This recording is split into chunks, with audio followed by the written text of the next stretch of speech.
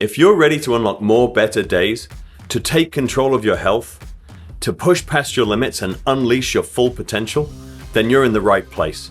I'm your host, Dr. Jeremy Bettle.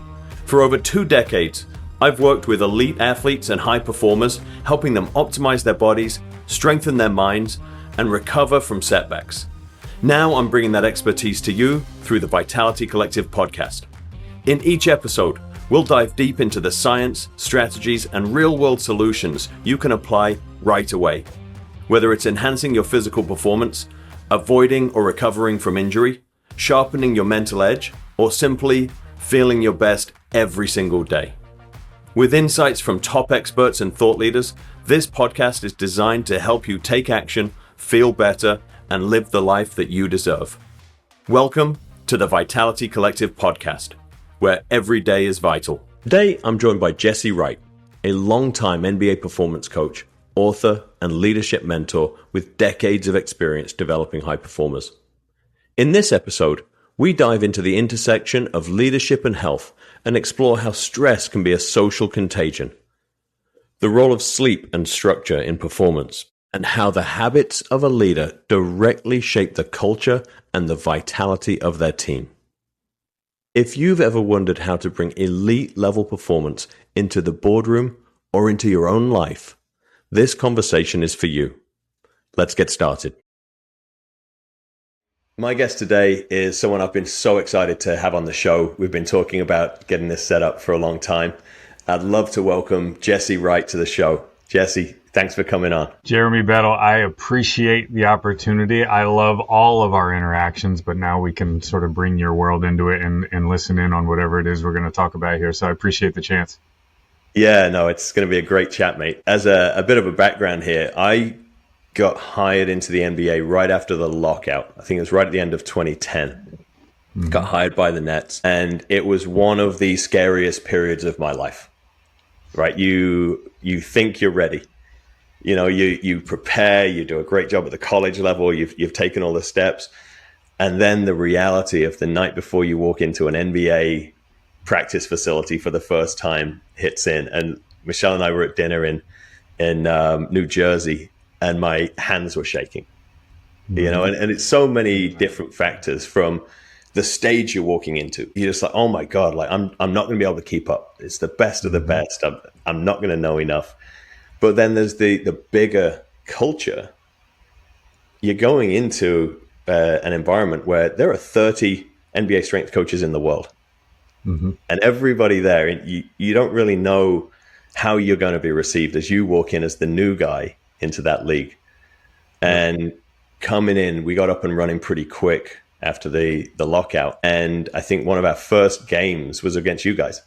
And so you were one of the first strength coaches that I met in the league, and how welcoming you were in that environment, and, you know, really helping me understand and show me the ropes, you know, of the league in general. That was a huge impact on my life. So I don't know if we've ever had that conversation, but thank you. And I can't tell you how much I appreciated that. Well, that's amazing that you say that, and I love hearing the story and, you know, the impact that some of those conversations had. I appreciate you saying that, and I would say the same thing right back to you. I think to, you know, maybe fast forward a couple of those years, and, you know, you're sitting in your office in the Barclays Center, and, you know, we did pregame chats before the guys get rolling in their pregame activation and their workouts and everything, and just sitting in the office and catching up. And maybe it is a little bit of shop talk, or maybe it is just catching up on team dynamics or common challenges or anything. But I would send the appreciation right back to you in helping me manage some of those moments too as well, because while it's all in different environments with different players and different demands from front offices and all that stuff too, you share a lot of common challenges, and you helped me through a lot of those with a lot of those conversations and everything. So I appreciate you as well.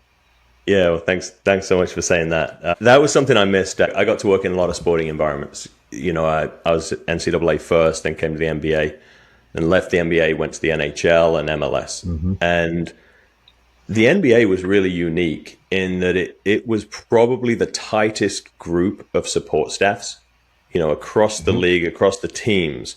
You really didn't get that in the NHL. Yep. There was still very much of, you know, you're the enemy, you know, keep away. Yep. A little bit of interaction at the combines and stuff like that, but I don't think there was anything that really replicated what we had in the NBA. And I think a lot of it comes from like you're all standing at half court preparing, right? And so there's a lot of interaction there. We share a weight room, right? On game days, you guys come in ours, we go into yours. So I really valued those interactions that I had. That was era of Sean Windle and Danny Shapiro and Mark McCowan and all those guys that I really felt a close connection with everybody in the league at that time. Yeah. No, I totally agree. I mean, I don't have any other reference points. That's the only league I worked in, but that camaraderie and that warmth and that welcoming and everything, I completely agree. I believe on some levels that was probably intentional and very timely for your arrival into the league, right? Again, you mentioned Daniel and Sean, and then you had Keith D'Amelio and you had Mike Curtis, who that's coming off the heels of them reforming the NBSCA, right? I think that was 2009, maybe 20. Yeah, I think it was about 2009 when they sort of officially reformed that group and had meetings, and then you have all that really cool dialogue and connection during the combine week where you're actually in rooms together, testing together for sure, but then all the Con Ed and all the different social events. All of that was designed to like bring a group together. And I think you had a lot of individuals that welcomed that opportunity. They didn't shun it. It wasn't like, I'm not going to dinner tonight. I'm just going to go back to my room. It was more like they welcomed those opportunities to really strengthen the group, first and foremost as coaches for sure, but there's just as people. Right. And it was a cool time to be a part of that as it grew, and you mentioned 30 in your intro at the time. That group's close to like probably 90, maybe over 100 right now. And even more if you include the G League guys and everything like that. It's insane how quickly it's grown. Yeah. Well, that's what I was going to say, and this will sort of lead us into some of what we're going to talk about today is leadership and health. And we'll go through stress and recovery and all that sort of stuff. But they're lonely positions, aren't they? And I think they certainly were when we were in the league. I didn't have an assistant. And so, I was the strength coach at the Nets before we started hiring interns and then ultimately assistants. And I think it was the same for most guys. So I think that it was a great way to get together with a peer who is in your same position, has the same demands on them from the organization, and really be able to just sort of vent and off gas a little bit, to relieve some of that pressure. So I always really look forward to those opportunities. Yep. Yeah, absolutely. I'm with you. I say this all the time. My first 7 years were solo, right? No, I wasn't granted an intern and, no full-time assistant, nothing like that. And then we quickly sort of flipped that with sort of new goals and new leadership above us. But you use the word common challenges all of the time. There's no playbook for that. And our degrees certainly do not prepare us for those cultural challenges, right? You mentioned unique as a word for the NBA. That's one word for it, but in any day, depending on what direction of interaction you're having with people, whether it's above coming from the oversight that we have with players or right alongside teammates and colleagues and the league initiatives and all that stuff, there's no real formal guidance on how to handle all that.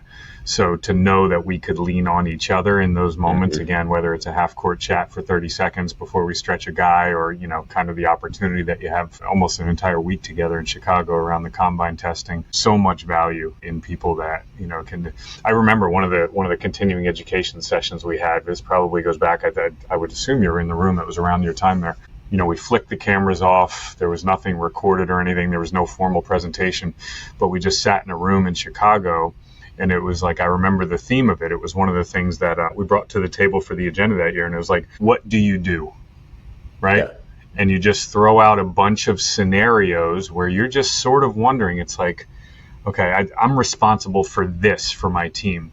I wonder how the Nets do that. I wonder how the strength coach for the Bulls does this exact same thing. And it ranged from like carbohydrate nutrition and like recovery drinks. Do you do smoothies or do you do like ready to drink or, player accountability, right? Do you find guys or do you not find guys? And how do you handle that system, right? And, again, like, on the road weight rooms, and, where do you go and you train your guys when you go to Memphis? And, it was like, you're wondering all of these things. We all have to handle the same type of stuff. And it's like, well, I wonder if someone else has a formula for that. That would be helpful for me to learn that. And countless valuable presentations in Con Ed, right, are built into those events. But man, I remember that one as being like super practical and powerful. And it's like so helpful. Got so many ideas from just like an hour long just bullshit session like that, just talking with your peers.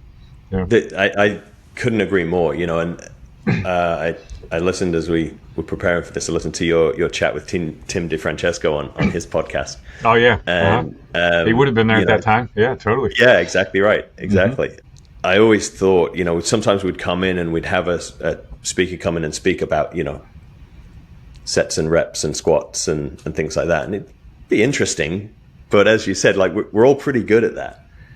We never received that education. You get promoted because you're good at your job, and then it stops being your job, right? Or there's so many other dimensions to what you're being asked to do. And you think you're doing it right, but it's not really like within the organization. It's not like you're going to go to your GM and be like, hey, should we be lifting, down the road in Memphis? Like, right. You figure it out, right? It's your job. What prepares you for that moment where inevitably, a player is going to look at you and go, I ain't getting my body fat done today. I ain't getting on the scale today. So, did you coach Andre Blatch as well? Like the first time you're faced with it, you're like, but like, I'm supposed to turn in your body fat today. I got bosses too. And they're like, yeah, I ain't doing it today. Oh, not today. It's like nothing can prepare you for that. Yeah. No, absolutely. And you hope you manage it well in the moment. You hope you don't mess it up to the degree that it's, toxic or life-threatening in terms of your career. But that's a difficult moment. Or like the warm-up, right? We would always joke and everything, right? Yeah. You get your warm-up for 10 minutes before every practice and everything. Inevitably, you have 2 to 3 to maybe more guys that are just like doing their own thing, or talking to an assistant coach in the back or something like that. And you're like, hang on, guys, like, I got 10 minutes today I need from you, right? Can we lock in and focus? And it's like, it's such a like defining moment for everybody. Everybody faces that. It's like, no one teaches you how to handle that. Yeah. No, and like, I remember one of the things I was really worried about is like, am I going to be like advanced enough, right?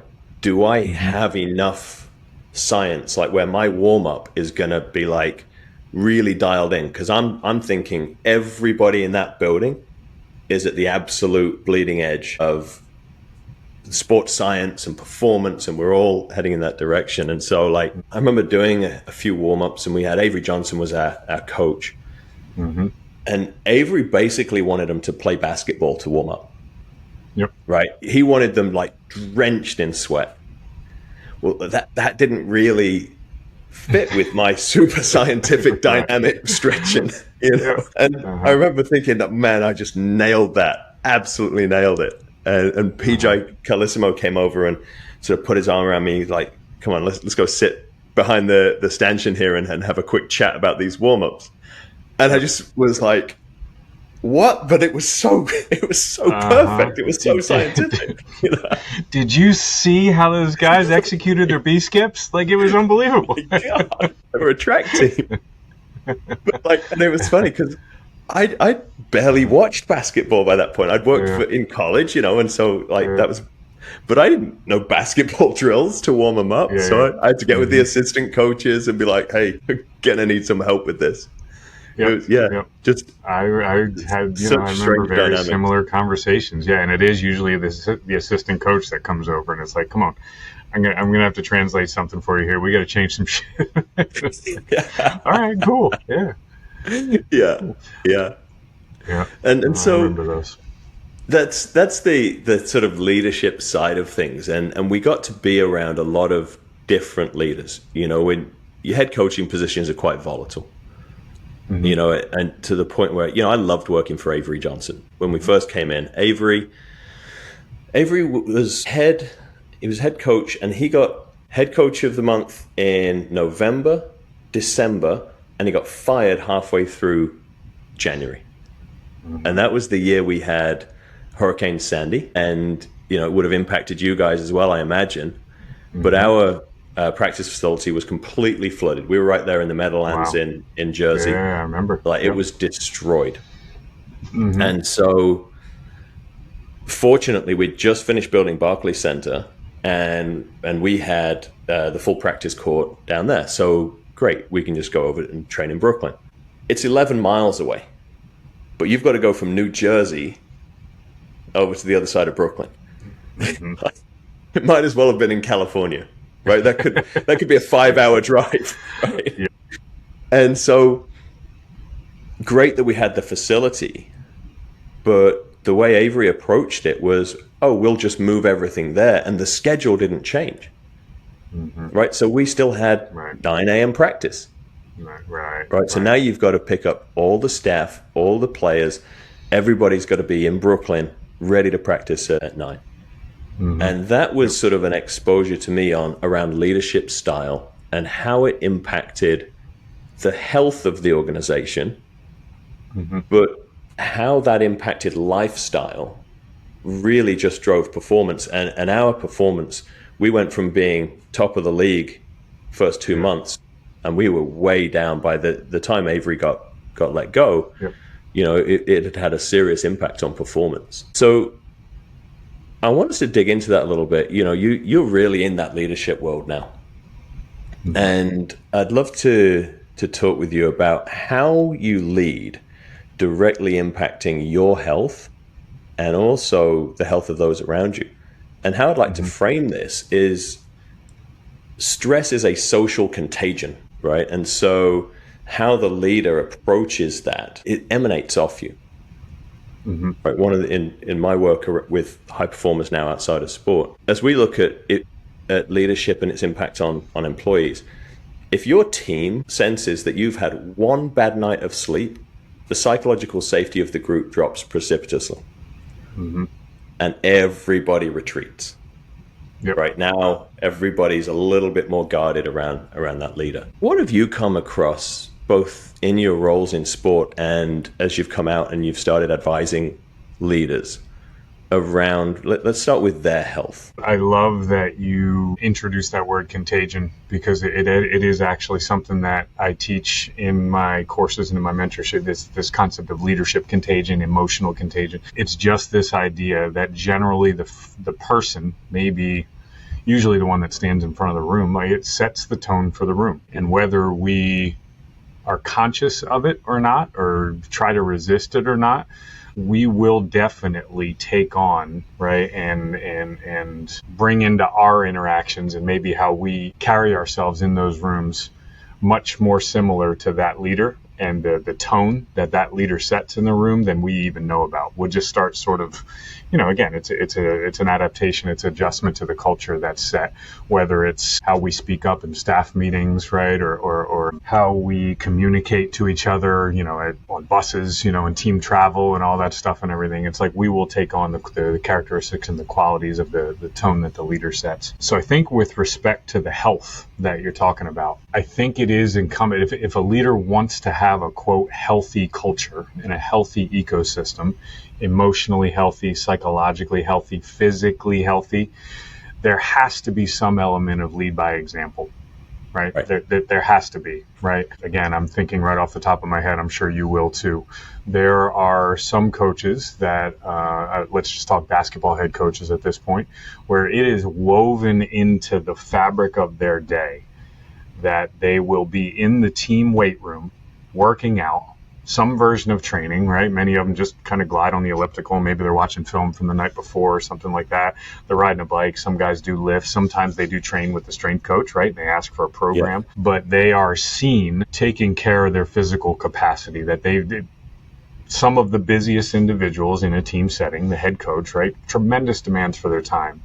But every single day they make sure that they're seen. And then even when you're on the road, you'll see them in the hotel gym and everything. It's a non-negotiable that they are getting that activity in, for sure. And again, I don't know, maybe there were a couple of head coaches that sort of maybe grabbed some staff members and were like, maybe some ones that were a little less healthy, right, optics wise, and maybe what they knew about their habits and everything, and grabbed them and were like, hey, let's help you. We want to promote a new healthy culture and everything. There were probably some of those. but it's more of a lead by example, where if you see every single day your head coach committing to that and not sacrificing that at all, despite how busy they are and the tremendous demands that we know of their time and their psychology and their emotions and stress and all that stuff, that it's like, if he can do it, so should I, for those borderline people that maybe don't, you know, weave that into their habit, or they're inconsistent, or maybe it's like January 1st and some administrative people on the basketball ops side are thinking about starting to work out and everything. And then they're like, oh, head coach does it every day. Why can't I do it 3 times? You know, so that's sort of like the physical activity part of it for sure, in terms of health. And then, and Jesse, I think the opposite is true, right? I think, you know, I've worked for both kinds of coach as well, and the guys who don't, there's definitely a feeling that, well, that guy, the coach, is sat at his laptop looking at film. I'm not going to get up and go to the weight room and like not be looking at film, right? So I think that it's pervasive either way. You know, we worked for the coach that there was a big emphasis on presenteeism. I show up at 5 a.m. Right. So right. Yeah. Everybody gravitates earlier and earlier and earlier. No one's doing any work, right? Yeah. But you're there, right? And it had a big hit on everybody's health because we weren't sleeping. Nobody really wanted to leave the room to go get their workout in. And I think then, you know, health and stress and all that sort of stuff starts to build throughout the season. Yeah. And consider the stress that a culture like that also puts on each of the individuals in terms of their personal life, right? Which, you know, we all already commit a huge amount of our worlds to the team, right? But now all of a sudden, like, you got to be at the, you know, you hear stories of this. So like some head coaches are like, no, you're going to be here till like 9, 10 o'clock at night. We're going to watch film, and we're going to, you know, now all of a sudden, those 2 or 3 nights in your week where you're counting on getting home at like a somewhat normal time to have dinner with your wife and see your kids and everything.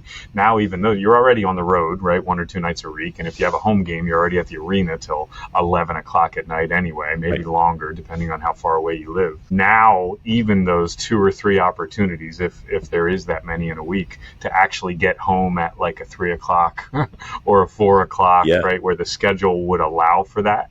No home game, no away game, no travel. Now that's being occupied by having to be at a facility till 8, 9 o'clock at night, like watching film, because that is the culture that a head coach or a general manager set. We can consider, as I'm describing this to your audience, you know, the weight of that, and just how big of a burden and a stress it would put on your family life there. And there's already an inherent burden on that, just based on the demands of the sport. And we know that, you know, we sign up for that, you know, in sports and all that stuff, but then it's an added one that seems a little unnecessary. No, without a doubt, it would all contribute to that formula of emotional. So there's countless different stressors, right? But that one would be a big one for sure. Yeah. And then it's a really good point to raise, because we talk about that stress as a social contagion. That's not just in the workplace. Now, if that stress is unmitigated, now we're walking into the family environment. And who's the leader in that environment, right? Kids are looking to mom and dad.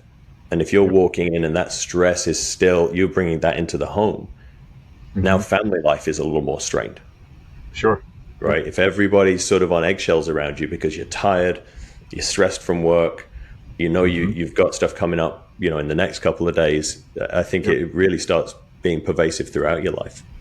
Yeah, no, absolutely. Absolutely. You've introduced, on top of the sleep debt that was created by, you know, a hurricane or some other example of that, right? You're not sleeping as often. Again, you mentioned the stress, probably a higher burden at work now, and the weight of not spending as much time as home. So immediately it's going to affect your mood, right? You probably come back, and in a world where you knew that you had some guaranteed family time at home, now you're going to come back because that's been taken away from you against your own choice and all that stuff too. So now maybe you don't show up when you do get those precious family hours, right, and those home hours. Incredibly difficult to show up as your best self in those times. Yeah, I remember, you know, particularly in the NBA, the challenges around, you know, we would land at 3 a.m. And I remember Tim Walsh, our athletic trainer, he'd have to walk up to the front of the plane and go and sit with the head coach. Go, okay, what's the schedule for tomorrow? Right, it's 3 a.m. Yep.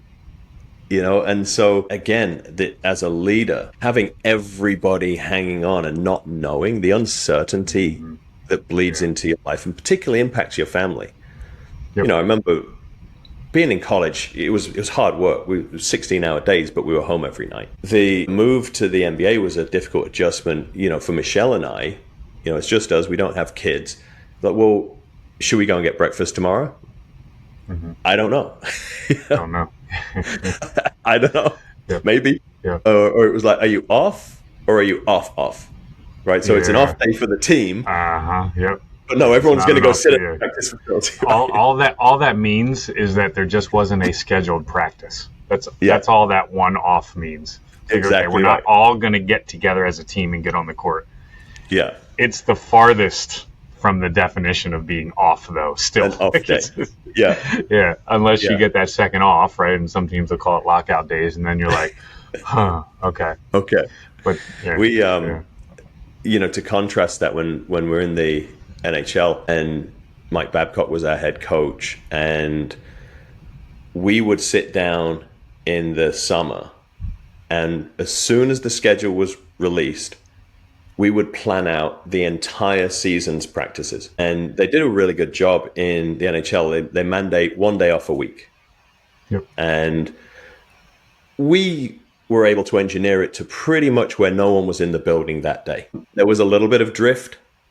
One trainer's coming in to see a couple of guys, so the other trainer feels like he has to, so the strength coach feels like he has to. So we tried to protect it and have there's the contagion we talked about, right? Exactly. Yeah. So we tried to sort of put that container around it and have people.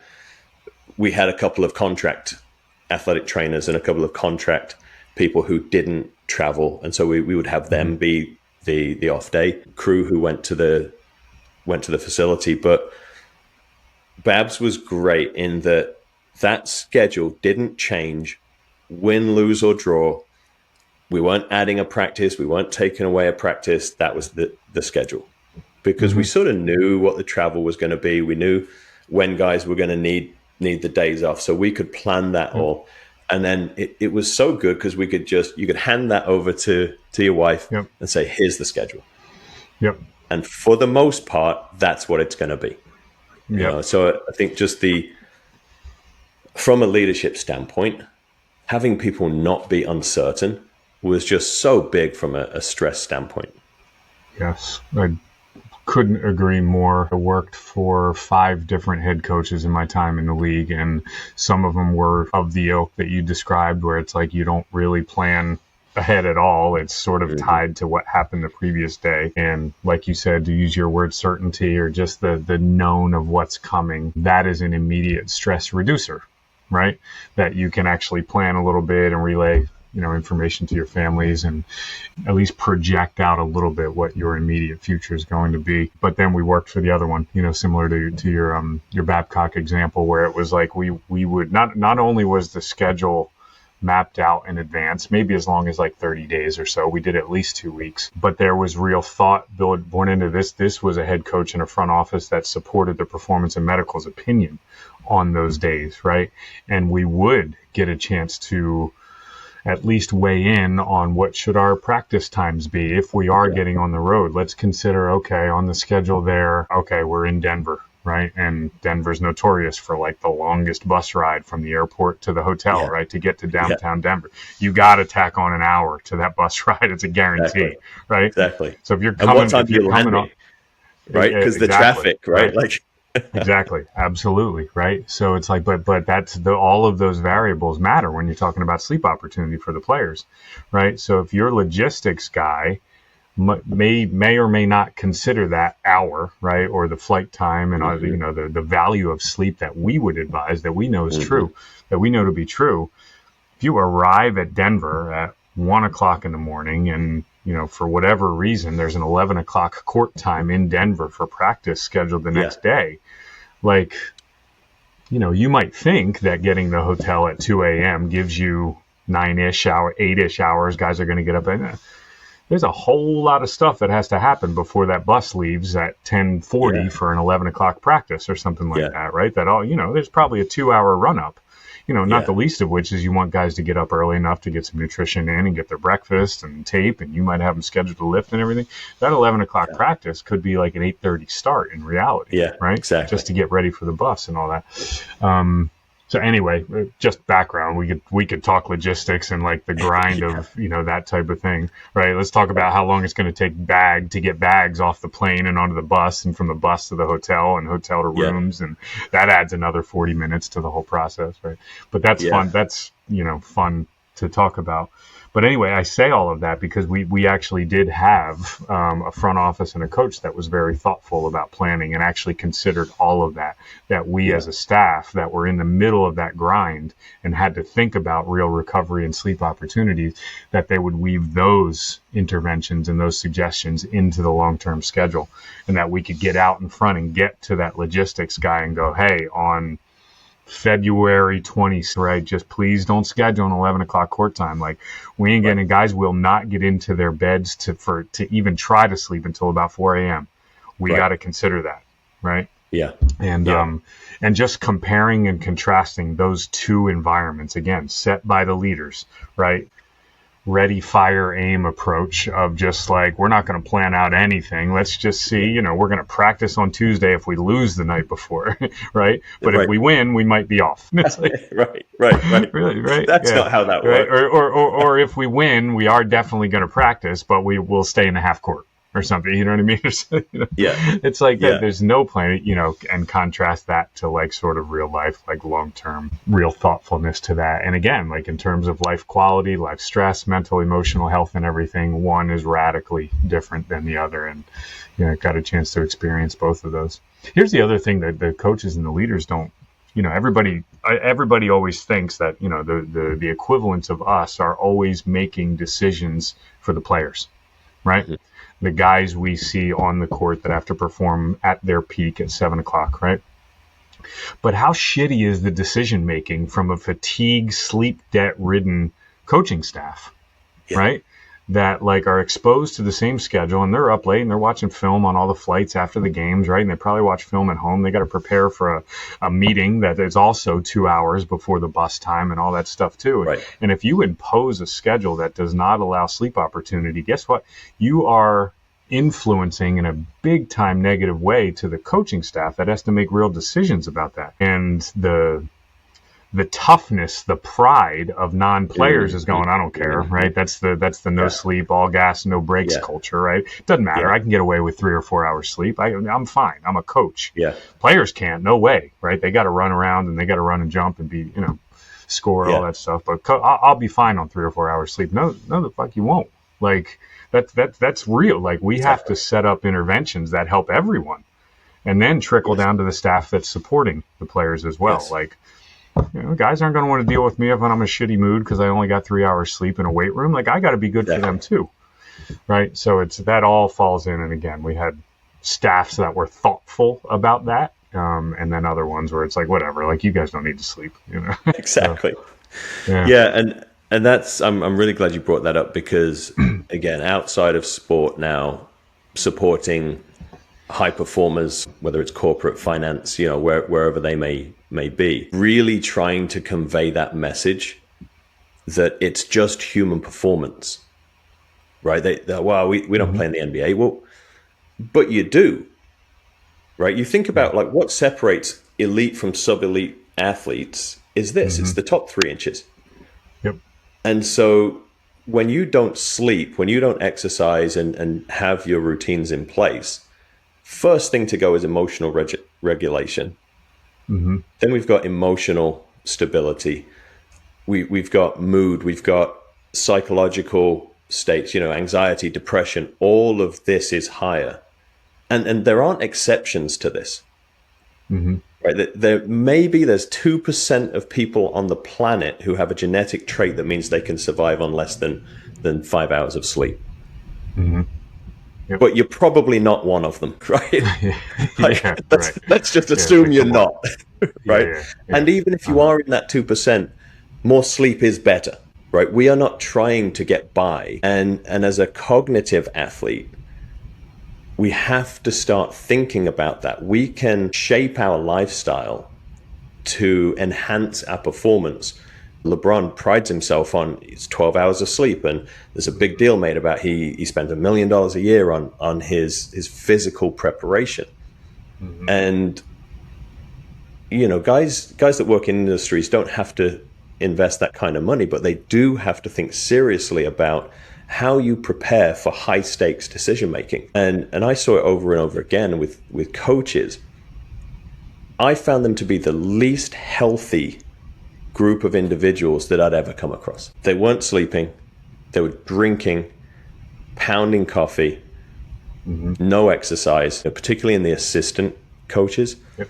And then, think about the food we're surrounded by in pro sport. It's all designed to fuel basketball or hockey or whatever it might be. And just the sheer volume of food that's placed in front of you on a daily basis, particularly on the road, but on a daily basis, like, you have to be very thoughtful about which meals you eat. If you want to consume 4,000 to 5,000 calories in a day, it's right in front of you. So it easy. Really is. Yeah. It was always funny, like looking at the blood work and looking at the body composition measures in the staff, right? Coming in for preseason and leaving for the end of the season. Very different set of blood work. Right? Absolutely. It really is. It really is. No, you're exactly right. I mean, pile onto that again. We're talking this, sleep debt concept, right? The immune system response, right? A sleep deprived person is sick more often. Information retention, memory. Again, you talked about decision making and everything like that. Like, those things are, let's get to your world, right? These, C-suite executives and leaders, middle managers, right? Decision makers for companies. That is the equivalent of the performance of an NBA player. We need to be able to function on a high level and make decisions, and moods matter, right? And how we carry ourselves in a meeting matters. That's the equivalent of our performance and our practice and everything. To walk into a day to know that you've already started, like, backed into a corner a little bit because you chose to stay up late for a project and only gave yourself 2 to 3 hours to sleep and feel like you're going to get by on Red Bull and coffee on the day, which plenty of people do choose to do. It's like a, I guess appropriate word, silent killer. I don't mean it with respect to, life expectancy as much, although, you could make an argument for that too over the long term.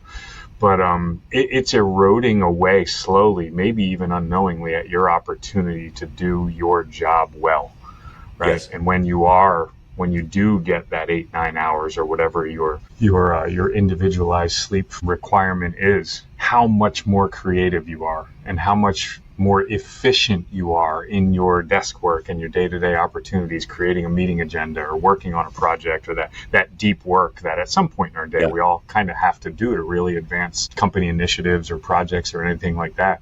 Like, you don't even recognize when you're sleep deprived how poor you are in that. It just sort of happens, right? But then you do sort of see it, right? If you're aware, or at least attempting to be aware of it, how much better you are when you do give yourself maybe the acute reaction is after one night's sleep, but if you get consecutive ones, and just how much better you can function in your day-to-day. Super critically important. It really is. That's something I'd really like to emphasize, Jesse. This is when we start talking about leaders and high performers prioritizing their health. We chose Vitality Collective and not Longevity Collective, right? Because we're about performance. We want high performers to take that next step to become even better, right? Everybody we're talking to is good, but who's in the top 10%? Who's on Mount Rushmore, right? Those are the conversations that we're having. And we put these high performance structures in place around athletes to have them sacrifice drinking and going out with their buddies and staying up late like they used to do, and all the stuff that was associated earlier on with being a professional athlete. We started building these habits to improve performance. The same is true for every type of high performer. We're not asking you to extend your sleep opportunity to be soft. It's so that you can perform better. It's so you can be more productive in the long run. Increased productivity on lack of sleep lasts 1 day. It's right there in the research, right? 1 day. You go 3 hours of sleep, I'm going to try and get some extra work done, and then your productivity actually declines thereafter. Every day. And so this is all geared around performance. So with that in mind, Jesse, let's switch gears a little bit into some of those routines for leaders. What do you think are the most important things that leaders should start to consider as they're building routines to really think about their performance? It's a great question because of all of the nuance out there that I think is in our faces in social media and any type of information that we decide to consume, right? And I'm talking about, again, these, maybe trends that come and go, the little 1% things. I won't name them, but they are small in terms of the potential impact when you compare them to the big rocks. And the big rocks are hard. You have to be intentional about them. They're a little more difficult, a little more long-term, but we will never get away from, to answer your question directly, sleep, nutrition, and exercise. Like it's like if you have those dialed in, and there are different definitions of dialed in, I get that. But if you're intentional about doing those three well, you can do all the cold tubs you want, right? And you can do all the intermittent fasting you want and all that stuff, that sort of factors into diet and everything, sequential compression, consider your recovery, blood testing, and, saliva and cortisol. And you can, it's like there are thousands of those kind of things that are really cool. Right. And make for great conversation when you're on your boat talking with all of your buddies and like, hey, you got to see, I'm doing this, they took my blood and like now I'm doing this really dialed in, diet and all that stuff because they saw this deficiency in my blood. It's like, well, did you first kind of just adapt your life to where you can routinely get 8 hours of sleep at night? Right? Or did you just jump to like the latest green drink, right? And think that that's going to be what, right? We call that mowing the yard while the house is on fire. Yeah, exactly. Yeah, that's a great analogy for sure. And we saw it with athletes and everything like that, right? It's like, what supplements should I take and all that stuff and everything. It's like, let's first talk about like just getting you some carbohydrates and colorful vegetables on every single plate. Let's just do that first. Before we jump to the pill tackle box, right? That you let's have you not get the ball boy to run up to the concession stand and get you some chicken tenders first. Exactly. Let's talk about that. So it's like three big rocks. It's like nutrition, sleep, and exercise. And if you feel like you have those dialed in, and let's just make some general recommendations, right? Again, generally each of your plates has lean protein, an adequate amount of carbohydrates, and colorful vegetables to like way oversimplify it, right? And I know there's individualized diets and macronutrients, all of that. I get it. That's not for this conversation, but you're intentional about the foods you select and are aware of like correct portion sizes, right? Let's just say that, right? You are making a genuine attempt to set up your day that you get adequate sleep. Some can probably get away with 6. I think more is probably 7 or 8. Maybe some need 9 or 10. I get it, but it ain't 2. It ain't 3. That is correct. Right? Right. And then it's like sleep and recovery. And then you work into your schedule regular consistent opportunities, meaning like the equivalent of high-level meetings, time to be active. Woven into your day. Of course, you can get your 10,000 steps and walk and all that stuff too. But I think really to be truly healthy long term, you talk about longevity into your older years, it has to involve strength training. I think it has to. I think that's the only thing that adds quality life to your years. Quality of life to your years, right? Again, intentional about building in strength training. Nobody's talking about a powerlifting career or anything like that, but you go to a gym and you actually move weight that can create that adaptation, right? Build strength, bone density, all of that stuff that we know comes from a regular strength training program. If you have those three dialed in, to me, that is the DNA, right? The pillars that any emotionally, physically, psychologically healthy leader probably has woven into the day, some version of those three.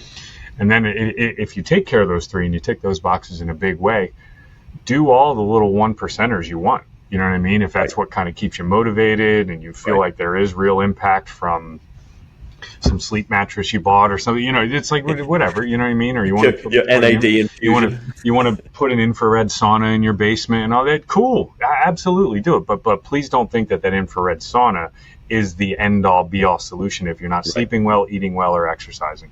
Right. That's sort of the message. So that's sort of my first answer. I don't think you can call yourself a healthy leader if you aren't intentional about those three big rocks.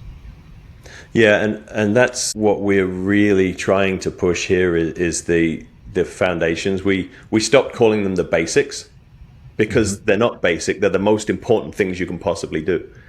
You call those bits at the top the 1%ers. These are the 99%ers, as Tim Gabbett would call them. Right. It's remarkably similar to how we would train our athletes. Right. People expect the pro athletes to be doing this fancy exercise routine and this crazy diet with all the supplements and all this stuff. Those are the big rocks for the athletes. Right. That's how you prepare an elite athlete to perform. Yep. And as we look at the general population, some of the biggest benefits of your lifting program, your cardiovascular training, and your sleep, and your nutrition also, are on the brain. If we think about the chemical cascade that actually happens in your brain when you sleep, we get 70% of our growth hormone in that first deep sleep cycle. Yep. Growth hormone, yes, it's seen as a big physical body recovery mechanism, but it has direct action on the brain. It actually restores the energy systems of your brain. So that the next day you've got the energy. It's one of the biggest draws of energy in our body is our brain. So if we can resupply the energy systems of the brain, if we can protect the brain cells, if we can stimulate the growth of new brain cells, create redundancy, now we're a better performer as an analyst, as a trader, whatever it is that we're doing in our C-suite. We're better at it because our brain is more powerful. Similarly, when we lift, the chemicals we release when we lift have direct impact on the brain, on the cells of the brain, on the health of your brain. And so as we fast forward out into our longevity, now we're offsetting our risk of dementia. Glucose metabolism's better. Our health overall is better. And so these are the big things that impact every facet of health. Help offset every single one of the chronic diseases, as well as boost your performance in your job over the next 6 to 12 months. Yeah, no, that's you're getting into some really targeted details there that are super powerful and amazing for people to really understand of, sort of that's to close the loop, the effect of taking care of those big three rocks and why it's so powerful, the rationale behind it, literally the physiology. As you were walking through, I started thinking about, again, we draw from our sports analogies, and there is a really strong parallel between these like elite performers. When I say elite, like, again, top 1 or 2% of the athletes that we would watch, right? And draw a parallel to the elite performance in the business world or the leadership world or the tech space or, Silicon Valley, whatever. Again, just using the percentages. The other 98, right? And, we would see this, like there's a reason that most of the guys that end up making it to the NBA, they're genetically programmed for that, right? Physiology, limb length, all of the anthropometrics we would have measured throughout our careers, all of the capacity, cardiovascular capacity, muscle fiber type, all of that stuff. They were like born into the opportunity to be there. And many of them can get away for some short-ish amount of time without dialing in all of the big rocks and everything because they are that genetically gifted. But if your audience, if any one of us thinks about those real 1 or 2% guys that performed at a really high level, call it all-star caliber performance, right? They've separated themselves from the 400 and from the 400 others, right, in the league. Right. And they've done it over the long term, right? Sustained success. Yeah. We're talking 8, 9, 10 double figures years into their career and everything. Those are more often than not players that have been intentional about those big three and have uncompromising habits when it comes to everything that they should be doing to perform at that high level for the long term, right? I will not tell you that the guys I was fortunate enough to work with in 14 years in the NBA had all of three of those all dialed in all of the time. It's probably more the case that the bulk of the guys did not, but they can get away with it, right? Just like, kind of general employees can get away with not doing them, right? We'll keep our jobs and all that stuff. It's good enough. It's good enough. It's fine. We're not going to get fired and all that. We can survive off 3 hours sleep, but then you have to ask yourself, like, where are you trying to go? Right? Are you trying to rise through ranks and be a true elite performer, run your own company, be a part of an executive team that builds something special and really contributes in whatever way you define a contribution, to really do that and have a long sustained career at that elite level and everything like that? You will need to be one of those guys that's the equivalent of someone that has all of that dialed in. To watch guys perform at 7 o'clock under the lights and do that over the course of a 12 or 13 year career. There's a whole bunch of stuff each and every day, all 12 months, that they have to be very thoughtful about to like stay with it. And it's the routine you're talking about. It's like they'll build in, they will not miss workouts, right? They will be very upset if they do not get the meal that they know, the pregame meal that they know prepares them well to be fully fueled and have the energy, right, to be able to sustain their performance through the 2.5 hour game. If that's not there at the right time and it doesn't have the components that they know they've grown to lean on for sustained performance in a game, there's real penalty for the people whose job is responsible to provide that for them, right? And it's a respect. It's a respect that you have for someone that cares about their craft so much that they are that routine focused and maniacal about what it is they need to do. Guys that have to get 150 shots every single game day morning, and they will not leave the court until they get the 150 shots from the 10 different locations that they've been doing for their career that made them successful. Right. And if you're not there to help them with that 150 shots, or their coach isn't there or anything, or they don't get the meal before that, right, things are off, right? And you're going to hear about it. And as difficult as it is in the moment, you respect that level of commitment to their elite level performance. And again, like, there are parallels you can draw to, again, successful executives and people that have built something special in the business world, for sure. I know there is. Yeah, and like, my moment for that was when we signed Kevin Garnett. Right, we signed him at tremendous 18 years, 20 years into his career. Right, it was really funny. Kevin was 20 years into his career, and our rookies were 18 years old. Right, the world didn't exist that didn't have Kevin Garnett in the NBA when those rookies came in the league. That's incredible. And that longevity, he made me up my game seriously. Right, that longevity was so clear to me. His routine. He would arrive at the practice facility. He had his breakfast, had his treatment, got in the weight room, watched his own film that he had paid somebody to prepare, did his shooting routine, watched film with the assistant coach, prepared, and that was preparing for the next game. Then he did the workout the assistant coach wanted him to do. Then he practiced, then recovered with the massage therapist. But I remember, like, my first probably week when he came into New York, showing up at the weight room and he was already there, and him being like, what are you doing? What is this? Right. And it was that, oh man, like, this guy's different. Yep.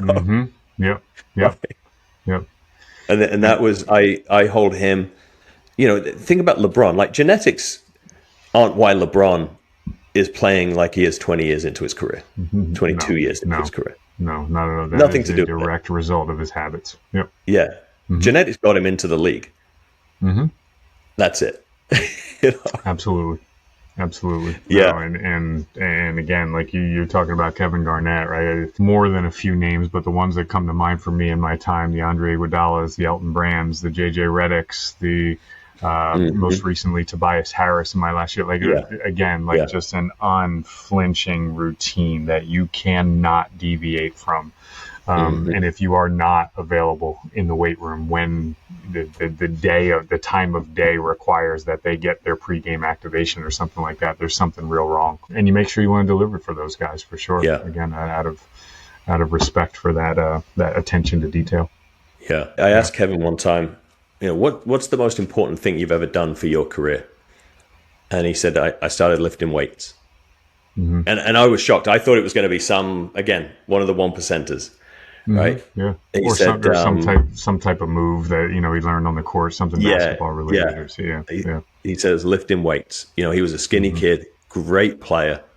He said he came in the league and he was playing real well. They played the Bulls at home. Jordan, Pippen, Rodman, all those guys. And he was all hyped. He comes back into the weight room, through the weight room into his locker room.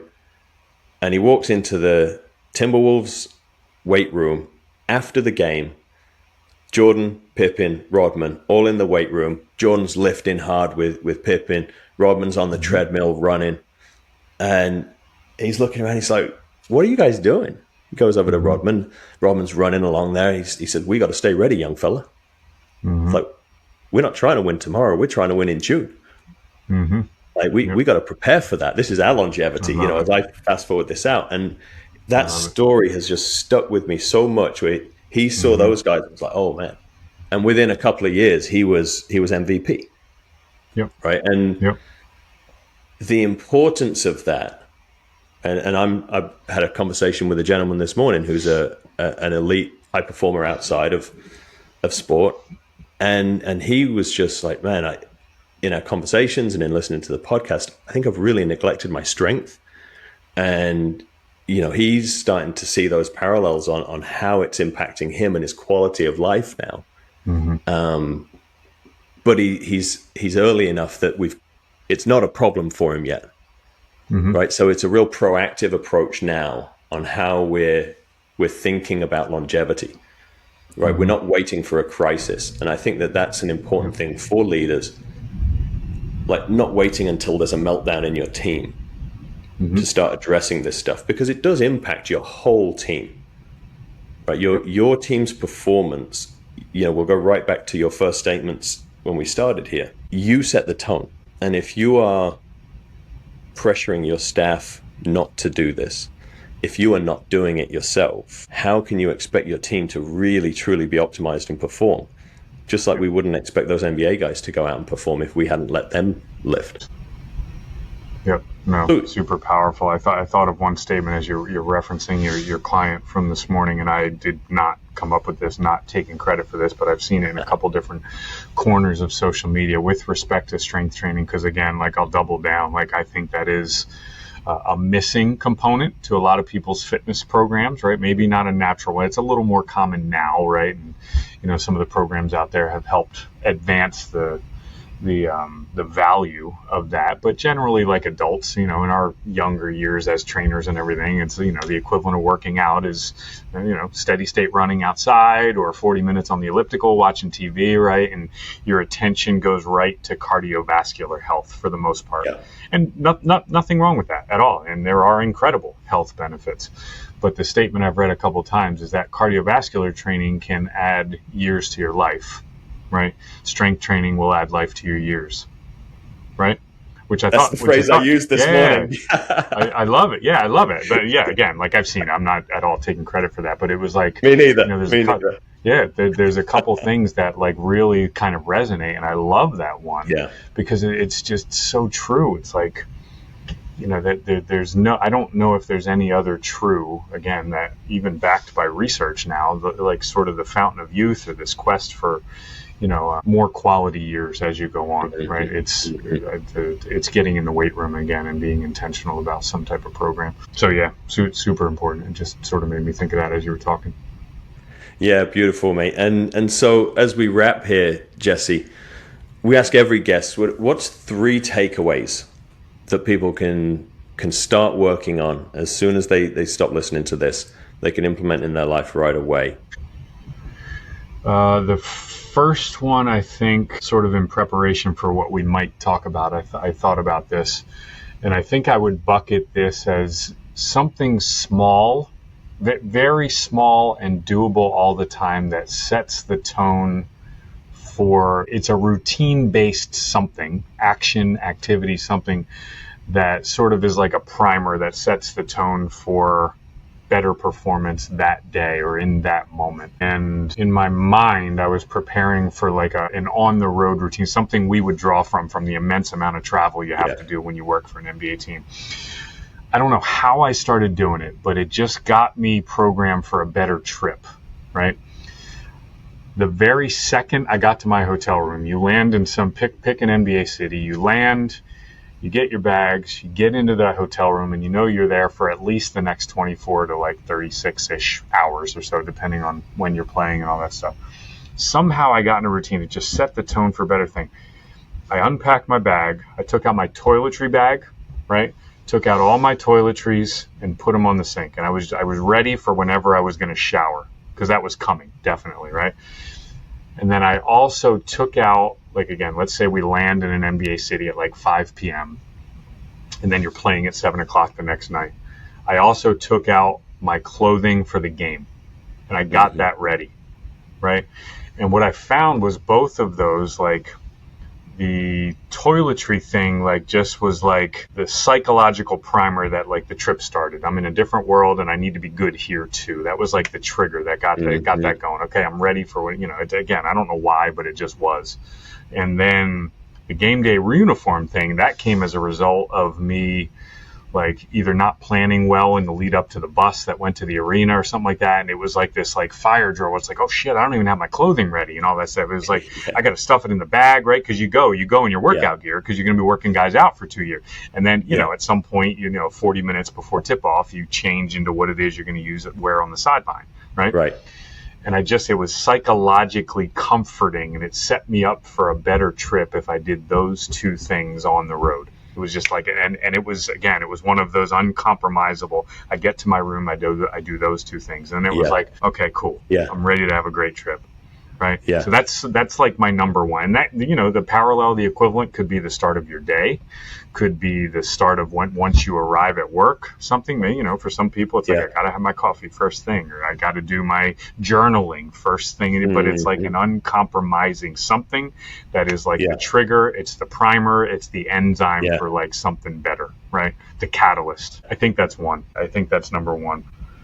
I think number two, I'll put on my parent hat for right now. It's like, we don't have to be too technical about this, but the value of, let's call, color in your meals, right? You're just, I don't get too detailed on what it is my son eats and everything, but we kind of have had a rule since the time he could select his own food, or it's like colorful vegetables with every meal. That's it. Yeah. Let's get some berries with breakfast or something, whatever it is you like that adds color, right? And then, lunch, dinner, like it's not just tenders and fries. That's cool, right? But just get something, have an apple alongside of it, a little something of broccoli, right? A little side salad, something. Colorful vegetables with every meal, and don't overthink it, right? Just get it in. That's the micronutrient value. Please don't think fruit is bad for you, right? Yeah. It's not. It's not. Let's say that again. It's not. I don't care what your guru said, right? Eat fruit, right. And then just maybe to tie to how much we talked about sleep and everything. The grind culture, the all gas no brake culture. That let's normalize for your audience, your C-suite executives, to rid that as a weakness from your minds, right? That it is not a strength to walk into work the morning of Friday and go, man, I was up all night preparing for this presentation at 9 o'clock this morning and everything. Like you guys should celebrate me, right? Yeah. Right. That is a weakness. That is not a precursor to a successful presentation, right? Planning, thoughtfulness, a long-term approach to getting ready for that 9 o'clock presentation, right? And thinking in your lead up to that, how am I going to crush this presentation, the deck that I have to develop, and then that I have to practice, that because I want to nail it. That part of crushing that is making sure you get adequate sleep along the way in the lead up to that 9 a.m. Yeah. Right? Let's just dismiss this idea, wherever it came from, that lack of sleep is something to be proud of. It's just not. Right. And that's sort of my top three, like a primer, a routine that you can lean on, colorful vegetables, and then intentional about sleep opportunity. Jesse, I love those, mate. The concept of the pre-game routine, like that, get good sleep, and everything we would do with the athlete is for that game. How do we peak in physical performance and mental performance in that moment? And I love what you've raised there is, okay, we've got a 9 a.m. presentation. How are we going to nail it? We don't just show up to the game having watched film all night and think we're going to win, right? That's not how the playoffs work. We've been preparing for weeks for those games. And we'll go back to Mike Babcock. He would always say, you earn your confidence, right? Showing up on 2 hours of sleep because you worked all night on your presentation, that's sloppy. That's just lazy, right? And so if you're setting yourself up for peak performance, how are we working back from that? What are your performance primers? What gets your mindset right? How is your nutrition going to impact your performance? How is your sleep going to impact your performance? I think all of those can be applied so clearly, and the parallels are so direct to your performance. I really appreciate those. Yep. Yeah, thank you. I wasn't ready for the final three, but I hope we moved the needle just a little bit with your audience. We got them. Yeah. You've written your book, Jesse. You've created online content. You've created courses. Where can people go to find these things?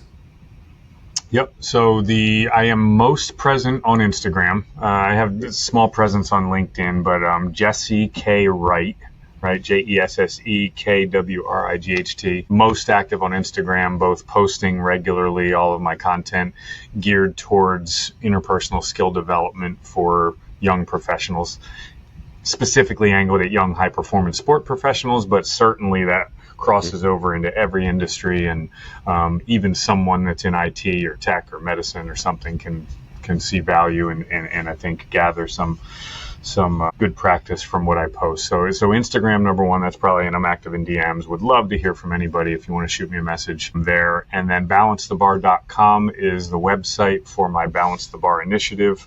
Same topic, same theme, teaching interpersonal skill development. The email address on that website comes directly to me. And then again, mentioning LinkedIn, anybody can hit me up on there as well. I'm less active there, but I do get back to people in some fair amount of time. So those are the three. I see the book there behind you. I've got one on my shelf over here. Tell people a little bit about that. Yeah, fun project. That was my way to sort of maybe present or announce to the world the power of interpersonal skills in the way that I sort of learned it and grew to value it and thought would be most helpful to teach to a specific audience. Again, young coaches and any medicine, practitioners coming up that maybe have worked in sport or have intentions to work in sport or goals, aspirations, anything.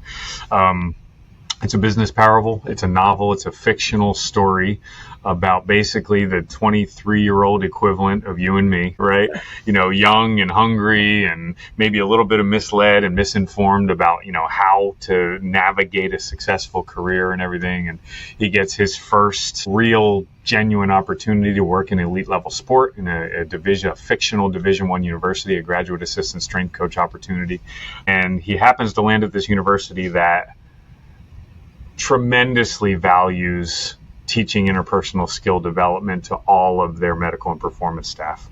So his first week orientation is visiting with 6 different mentors, these guides, these character profiles I created as part of the story that all spend time with him in his first week and teach him a different attribute, right? A powerful soft skill.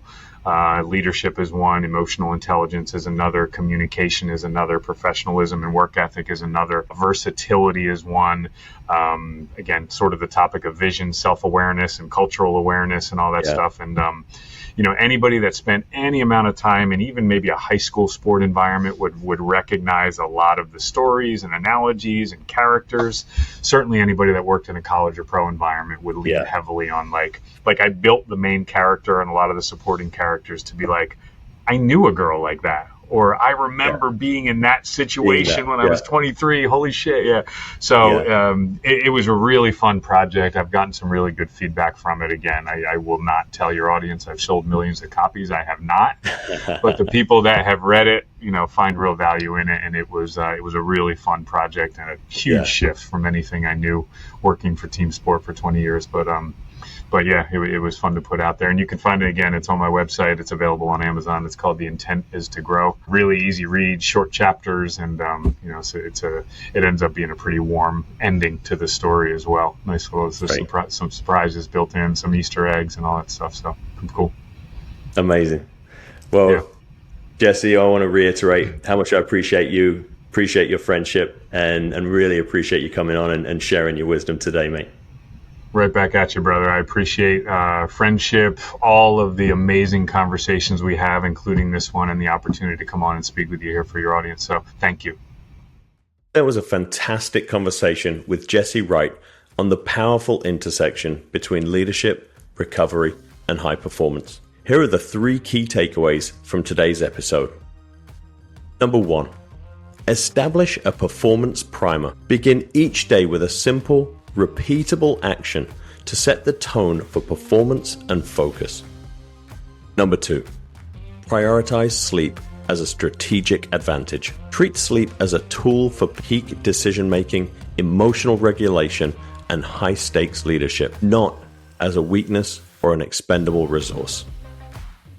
Number 3, color your plate. Aim for colorful vegetables and fruits with every meal to improve energy, brain health, and emotional resilience. If today's discussion resonated with you and you're looking for ways to integrate early detection, personalized health strategies, and strength-based longevity into your own life, we'd love to help.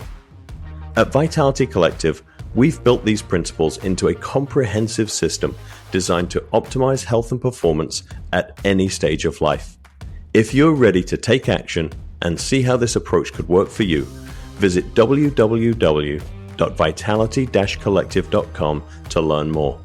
Thanks for listening, and we'll see you next time.